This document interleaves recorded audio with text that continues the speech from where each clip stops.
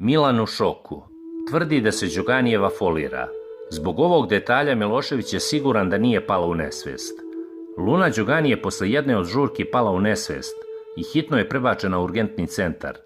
Blogerki je pozvalo kada je Miljana Kulić rekla Luni da Radanović ipak voli Kristinu.